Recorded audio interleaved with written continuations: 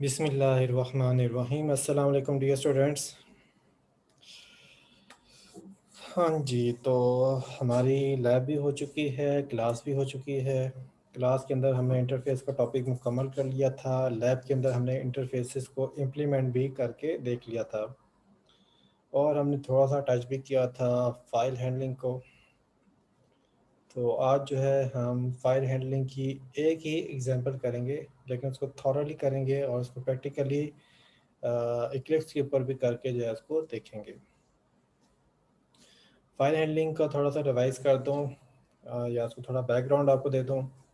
अभी तक हम जो प्रोग्राम बनाते आए हैं वो प्रोग्राम जो है रैम पे अपने डेटा क्रिएट करता है।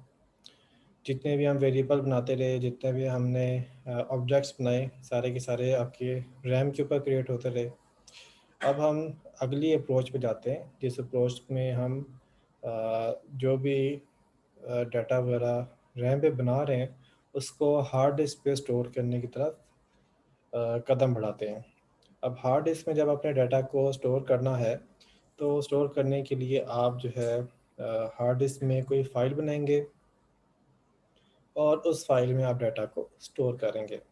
तो हार्ड डिस्क में फ़ाइल क्रिएट करना, उसको मैनेज करना, वही हमारा आज का लेसन और कमिंग वीक्स के अंदर जो लेसन है वो रहेगा। तो हार्ड डिस्क में डाटा को स्टोर करना और हार्ड डिस्क से डाटा को रीड करना, हार्ड डिस्क में एक फ़ाइल से दूसरे फाइल को एक्सेस करना, एक फ़ाइल से डाटा लेके दूसरी फाइल में सेंड करना, इस तरह के काम जो है वो हमें करने पड़ते हैं। और ये जो आपकी फ़ाइल हैंडलिंग है ये आपको हेल्प करेगी आपके प्रोजेक्ट के अंदर भी, कि आप अपने प्रोजेक्ट में जो भी डेटा जनरेट कर रहे होंगे उसको आप स्टोर करने के लिए फाइलिंग जो है या फाइल हैंडलिंग जो है करेंगे। चलिए अब फाइल हैंडलिंग के टॉपिक को फॉर्मली स्टार्ट करते हैं। In this lesson we will learn how to read and write text in a file. इस लेसन में हम देखेंगे कि एक फ़ाइल को किस तरीके से रीड किया जा सकता है या फिर उस पर डाटा राइट किया जा सकता है। Almost every language support file read write. तकरीबन तमाम ज़बानें जो कि कंप्यूटर में इस्तेमाल होती हैं वो रीड और राइट की सहूलत, फ़ाइल के रीड और राइट की सहूलत मुहैया करती हैं। The java.io package contain nearly every class you might ever need to perform input and output in Java. java.io जो पैकेज है ये इसमें तकरीबन तमाम वो क्लासें मौजूद होंगी जो कि जावा में इनपुट और आउटपुट के लिए इस्तेमाल की जा सकती हैं। All the stream represent N input source and an output destination. तमाम जो स्ट्रीम्स हैं वो इनपुट सोर्स यानी कि इनपुट फाइल और आउटपुट डेस्टिनेशन यानी कि आउटपुट वाली फ़ाइल को जो है वो रिप्रेजेंट कर रही होंगे। अब यहाँ पे जो स्ट्रीम का लफ्ज़ है ये जनरल लेवल पे यूज़ हुआ है, लेकिन मैंने इसको थोड़ा फोकस कर दिया है फाइल हैंडलिंग के पर्सपेक्टिव में। और स्ट्रीम हम कैसे कहेंगे? स्ट्रीम हम कहते हैं एक ऐसी मेमोरी को जो कि लार्ज सीक्वेंस ऑफ डाटा को होल्ड करती है। और इसका आइडिया कुछ इस तरीके से आप ले सकते हैं कि लेट्स से हम कहते हैं कि आपको जो है पनिशमेंट हुई है और उस पनिशमेंट में ये था कि अब आप जो है ना अपने फ्रेंड से मिलने नहीं जा सकते। तो अब आपने फ्रेंड के साथ कम्युनिकेट भी करना है, ना ही आपके पास मोबाइल है, ना ही कोई और कम्युनिकेशन वे है। तो फिर आप जो है ना कम्युनिकेशन का तरीका ये रखते हैं कि आपने ना अपने घर के बाहर ना एक बॉक्स रख लिया है और उस बॉक्स में ये करते हैं कि आप जो है जो बात आपने अपने फ्रेंड से करनी होती है आप उसके जो है एक पेपर पे लेके उस बॉक्स में डाल देते हैं और फिर आप घर में वापस चले जाते हैं। इतने में जो आपका फ्रेंड होता है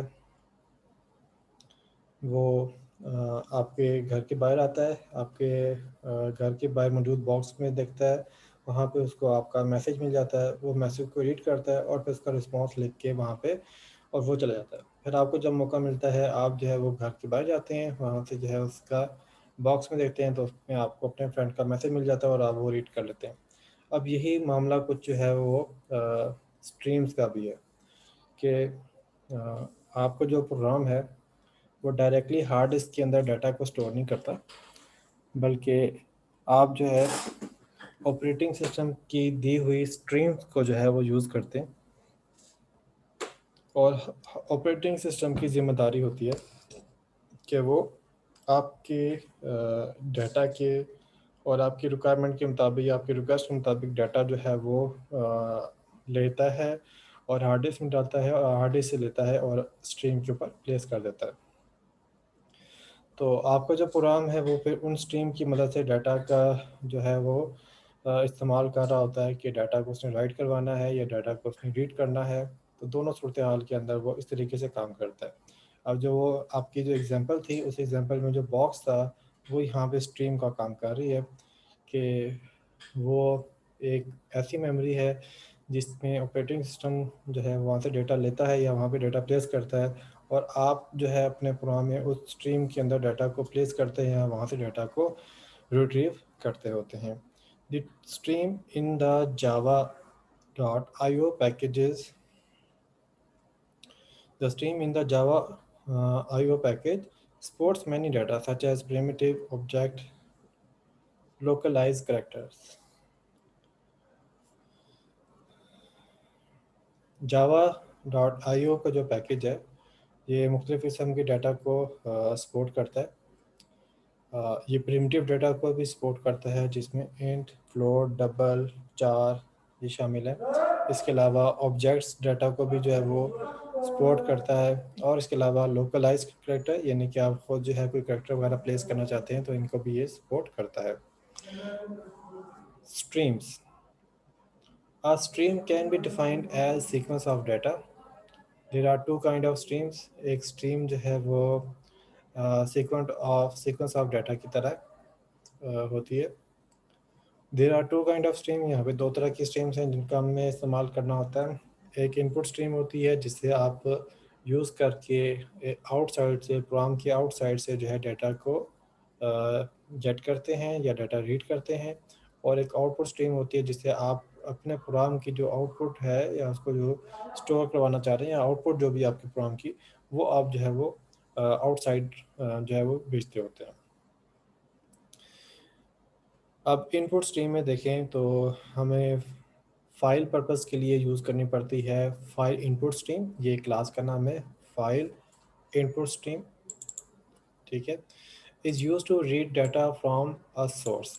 और इस क्लास का स्ट्रीम का इस्तेमाल किया जाता है कि हम सोर्स से यानी कि हार्ड डिस्क में मौजूद वो फाइल जिसमें से डाटा रीड करना है, उससे हम जो है डाटा को रीड कर सकते हैं इस वाली फाइल के, इस वाली स्ट्रीम की मदद से, इस क्लास की मदद से। और इसी तरीके से आउटपुट स्ट्रीम के अंदर आप फाइल आउटपुट स्ट्रीम क्लास है जिसका आप इस्तेमाल करते हैं कि हार्ड डिस्क में मौजूद जो फाइल है जिसमें आप डाटा राइट करना चाहते हैं, आप उसको जो है इसमें राइट करवा सकते हैं। तो अब यहाँ पे ये डायग्राम है, इसमें एक सिंपल मैकेनिज़्म शो किया जा रहा है कि आपका जो प्रोग्राम है उसको कोई डाटा जो है वो चाहिए, तो उसके लिए वो सोर्स से डाटा जो है वो आपके प्रोग्राम को मिलता है। फिर आपका प्रोग्राम उसके ऊपर भी काम परफॉर्म करता है, और फिर इसके बाद अगर आपने उसमें से या आपने कोई डाटा जो है वो स्टोर करना है तो फिर आप उसको डेस्टिनेशन पे पहुंचाते हैं। अब बाज़ दफ़ा ऐसा होता है कि आपके जो सोर्स और डेस्टिनेशन है वो सेम होती है, यानी कि फ़ाइल एक ही होती है जिसमें जब आप डाटा रीड करते हैं वो सोर्स बन जाती है, जब आप उसको डाटा राइट करते हैं तो वो डेस्टिनेशन बन जाती है। और बाज़ दफ़ा जो है ये बिल्कुल सेपरेट फाइल्स हो सकती हैं कि एक फ़ाइल से आप डाटा रीड करते हैं और दूसरी फाइल में आप उसको राइट करते हैं। अभी जो हम एग्जांपल देखेंगे उसके अंदर हम एक फाइल से डाटा रीड करेंगे और दूसरे के अंदर उसको राइट करेंगे। Java provides a strong but flexible support for I/O related to files and network. But here we will cover very basic functionality related to streams and I/O. जावा जो है वो स्ट्रॉन्ग और फ्लेक्सिबल फैसिलिटी जो है support मुहैया करता है IO के मुतालिक। अब वो आईओ के अंदर यहाँ पे हम दो को फोकस कर रहे हैं या जिक्र कर रहे हैं, एक है फाइल्स और दूसरी नेटवर्क। तो आईओ से आप फाइल और नेटवर्क के अंदर भी डाटा को सेंड और रिसीव कर सकते हैं। और आप आईओ से जो है जो कंसोल के ऊपर डाटा को राइट करना और कंसोल के ऊपर से डाटा को रीड करना, वो भी इस आईओ का ही काम है। तो उसके लिए हम system.out या system.in का इस्तेमाल कर रहे थे, और वो एक्चुअल में यही IO के जो है ऑब्जेक्ट जो है वो यूज़ हो रहे थे। अच्छा, मज़ीद इसमें हम देखते हैं तो हमें यहाँ पे कंसर्न है फाइल से, तो हम फाइल्स के कंसर्न से देखेंगे और इसके अंदर हम देखेंगे कि इस लेसन के अंदर हम जो है वो डिफरेंट स्ट्रीम्स और IO का इस्तेमाल करेंगे फाइल हैंडलिंग के लिए। We will see the most commonly used example one by one, और हम देखेंगे इस लेसन के अंदर बहुत ज़्यादा इस्तेमाल होने वाली एग्जांपल्स एक एक करके। तो अब आ जाते हैं हम यहाँ पे पहले जो स्ट्रीम टाइप है उस पर, बाइट स्ट्रीम, और इसी की एग्जांपल जो है वो हमारे आज का लेसन का फोकस रहेगा। Byte streams. Java byte stream are used to perform input and output of 8 bit. Java की जो बाइट स्ट्रीम्स है ये इनपुट और आउटपुट परफॉर्म करती हैं, लेकिन जो इनपुट और आउटपुट होती हैं वो 8 बिट की होती हैं, यानी कि वो 1 बाइट की होती हैं। यानी कि एक दफ़ा इनपुट की तो वो आपकी 1 बाइट की होगी और आउटपुट की तो वो 1 बाइट की होगी, और इसी तरीके से 8 बिट या बाइट बाय बाइट जो है आप इसमें इनपुट और आउटपुट कर सकते हैं। दो there are many classes related to the byte stream, but the most frequently use classes are file input stream and file output stream. अगरचे बाइट स्ट्रीम को हैंडल करने के लिए, यूज़ करने के लिए मुख्तलिफ क्लासेस मौजूद हैं, लेकिन बहुत ज़्यादा क्लासेस जो इस्तेमाल होती हैं वो ये दो हैं, जो कि हैं फाइल इनपुट स्ट्रीम और file output stream. Following is an example of which make use of these two classes to copy an input file into an output file. अभी जेल में हम इसकी मिसाल देखेंगे जिसके अंदर हमारी जो दो क्लासेस हैं वो इस्तेमाल हो रही हैं। ये वाली दो क्लासेस जो है वो इस्तेमाल होंगी, तो इसे हम एक इनपुट फाइल से एक आउटपुट फाइल के अंदर कॉपी जो है डाटा को कॉपी करेंगे। हाँ जी, अब आ जाते हैं हम इस मिसाल पे। इस मिसाल में देखें तो यहाँ पे आपको नज़र आ रहा है एक क्लास नज़र आ रही है। ये है एक क्लास, और इस क्लास में आपको एक मेथड नज़र आएगा मेन। अब अगर आप इस मेन मेथड को देखें तो ये थोड़ा सा जो है मुख्तलिफ होगा जो आप नॉर्मली देखते आ रहे हैं, तो हम उसको डिस्कस कर लेते हैं।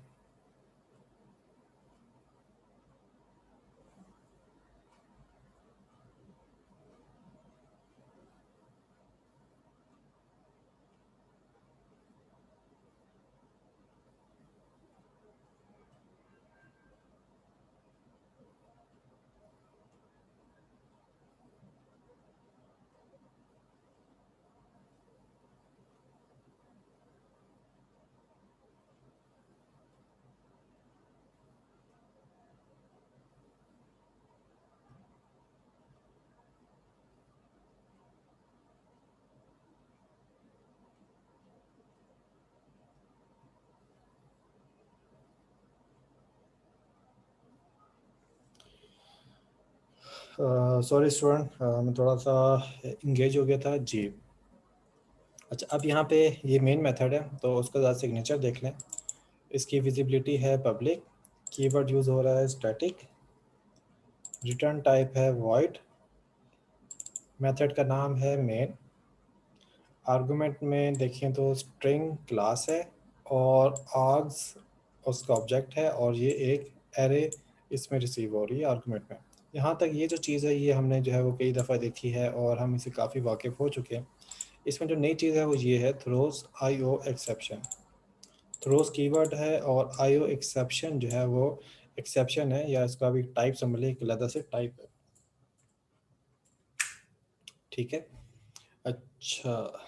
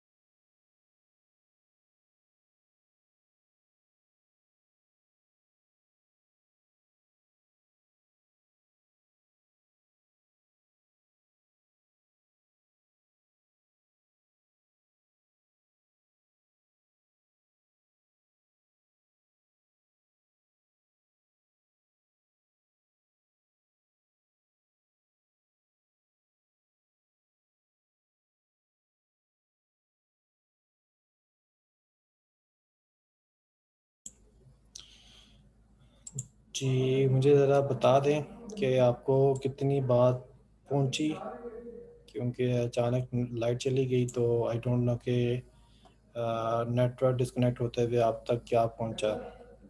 मैंने यहाँ पे कीवर्ड थ्रोस का बताया था और आईओ एक्सेप्शन के बारे में बताया था कि आईओ एक्सेप्शन जो है वो एक्सेप्शन है। अच्छा, चल, तो हाँ जी, आईओ एक्सेप्शन जो है ना, ठीक है, शुक्रिया। अच्छा, आई ओ एक्सेप्शन जो है, इसमें आई ओ जो है इस बात को रिप्रेजेंट करता है कि ये जो एक्सेप्शन है ये इनपुट और आउटपुट से मुतल्लिक है। ठीक है, तो अब इसमें से आपको एक्सेप्शन का भी नहीं इल्म होगा, तो पहले हम एक्सेप्शन के बारे में डिस्कस करते हैं।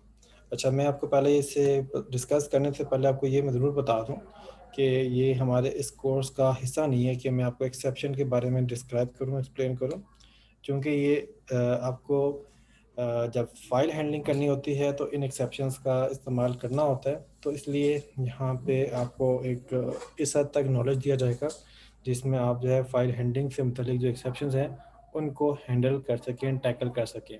ठीक है। अच्छा, अब जो है जो सूरत हाल है कि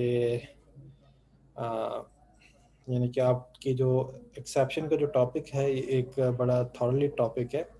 इसमें आप डिफरेंट तरह के एक्सेप्शंस के बारे में सीखेंगे और इसके अलावा आप एक्सेप्शन हैंडलिंग करने का मेकनिज़म और उसके जो तरीक़ेकार हैं उसके बारे में भी जो सीखेंगे, और वो किसी एडवांस कोर्स के अंदर आपका जो है ये पार्ट होगा। ठीक है, तो ये इस ऑब्जेक्ट ओरिएंटेड प्रोग्रामिंग का हिस्सा जो है उसके अंदर नहीं है, क्योंकि यहाँ पे इस्तेमाल हो रहा है, तो उसमें हम इतना ज़रूर समझेंगे कि हमें पता चल जाए कि एक्सेप्शन होती क्या है, कि अगर इन फ्यूचर आप सीखें तो आपके कोई ग्राउंड तैयार हो जाए और आप उसके बेस के ऊपर बाकी का नॉलेज जो है बिल्ड कर सकें।